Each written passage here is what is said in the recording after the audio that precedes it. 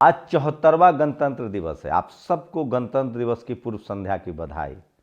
सोचिए, हम 74 साल में प्रवेश कर गए आज़ादी के बाद। भारत एक भारत तब बना जब इस देश में संविधान लागू हुआ, वरना भारत को पिछले कई सौ सालों में मुगलों के दौर में, अंग्रेज़ों के दौर में और उसके बाद रियासतों में बटा हुआ देश था।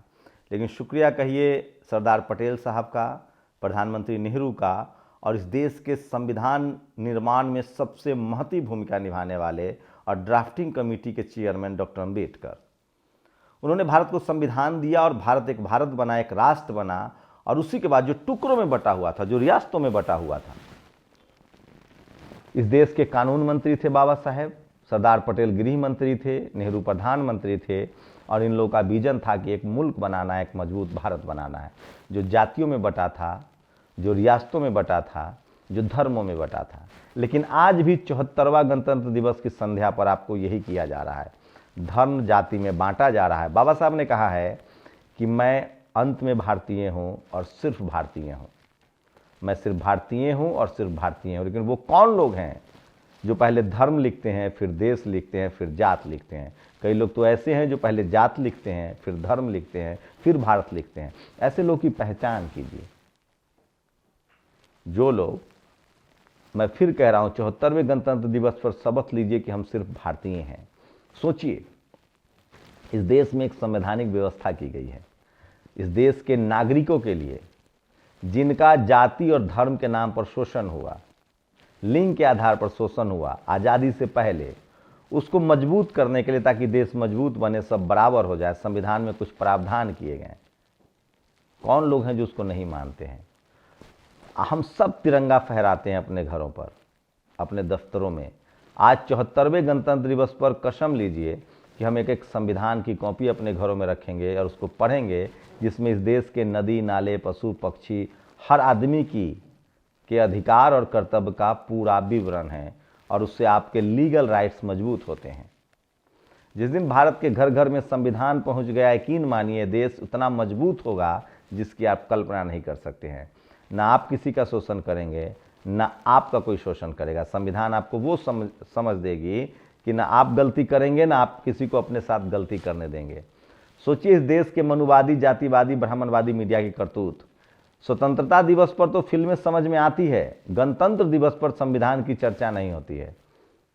आप कल्पना कर सकते हैं। मैं इसलिए कह रहा हूं कि संविधान ड्राफ्टिंग, संविधान का एक एपिसोड बना हुआ है राज्यसभा टेलीविजन चैनल के, जो संसद टीवी के नाम से, यूट्यूब पर जाके देखिएगा जरूर।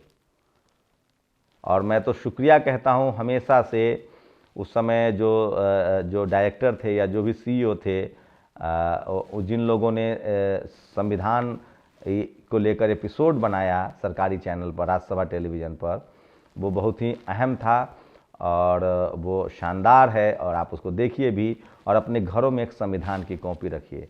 और सोचिए, जो लोग तिरंगा घरों में हम लहराते हैं शान से, संविधान की कॉपी रखेंगे तो कितना अच्छा होगा। और कीमत उसको पढ़िए। संविधान पूजा करने की चीज़ नहीं है, संविधान पढ़ने की चीज़ है, ताकि आप इस देश की भागीदारी, इस देश की मजबूती, इस देश की अखंडता, इस देश की भाईचारा, इस देश की समानता में आप क्या योगदान हो, ये देश मजबूत बने। मैं फिर कह रहा हूँ, 1950 में 26 जनवरी 1950 को भारत भारत बना, नहीं तो हम जातियों में, टुकड़ों में बटे हुए लोग थे, धर्मों में बटे हुए लोग थे। हम सब भारतीय बने 1950 में, 26 जनवरी 1950 में। और सोचिए, जो अखंड भारत था सम्राट अशोक के समय, वहीं से बाबा साहब ने सारा सम्राट अशोक के प्रतीक चिन्हों को लिया है, जब काबुल से कांधार तक था। उसके बाद हम बढ़ते चले गए। सम्राट अशोक के बाद से देश टूटता चला गया, बढ़ता चला गया। उसके बाद भी 1950 में भारत एक विशाल देश बना।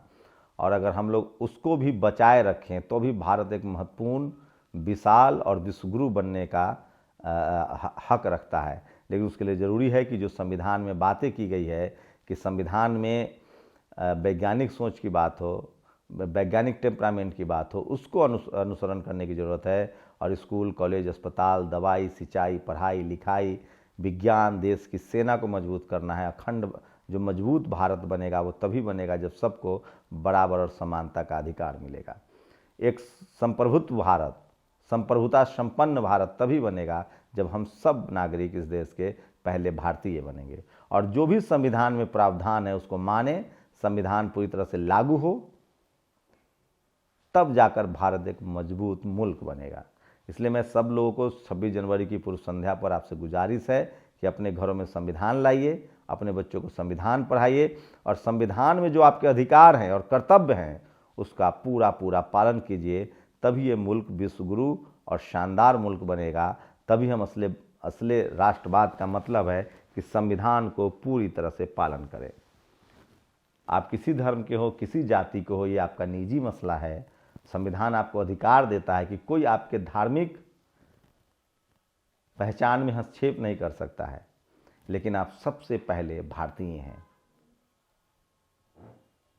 जब भारत मजबूत रहेगा, जब हम सब भारत के नागरिक रहेंगे और जब हम सब मजबूत भारत बनाएंगे, तभी हमारा धर्म भी सुरक्षित रहेगा। नहीं तो कोई हम पर हावी हो सकता है। भारत के संविधान ने प्रावधान किया है कि कोई कितना भी कम संख्या में हो या कोई कितना भी आर्थिक रूप से मजबूत हो या कमज़ोर हो, सबकी जो अपनी आइडेंटिटी है, सबका जो अपना संप्रभुतावाद है, सबकी जो अपने अधिकार हैं वो सुरक्षित रहे। इसलिए मैं कह रहा हूँ कि भारत का राष्ट्रीय ग्रंथ संविधान है और भारत को भारत संविधान बनाता है और भारत को एकजुट करता है संविधान। और 26 जनवरी 1950 को जो संविधान लागू हुआ था, 74वां गणतंत्र दिवस है। कौन लोग हैं जो संविधान को नहीं मानते हैं, जो संविधान लागू नहीं करना चाहते हैं और संविधान के हिसाब से नहीं चलते हैं? ये संविधान सुरक्षित रहेगा तभी जाकर हम आप सबके अधिकार सुरक्षित रहेंगे, चाहे वो सामाजिक अधिकार हो, राजनीतिक अधिकार हो या धार्मिक अधिकार हो। सोचिएगा जरूर। शुक्रिया। नेशनल दस्तक की आपसे गुजारिश है कि अगर इसको बचाना चाहते हैं तो नेशनल दस्तक को सब्सक्राइब करने के लिए रेड कलर के सब्सक्राइब बटन को दबाएं, फिर बेल आइकन की घंटी दबाएं। नेशनल दस्तक को बचाने के लिए बहुत जरूरी है कि हर खबर को शेयर करें, लाइक करें, कमेंट जरूर करें।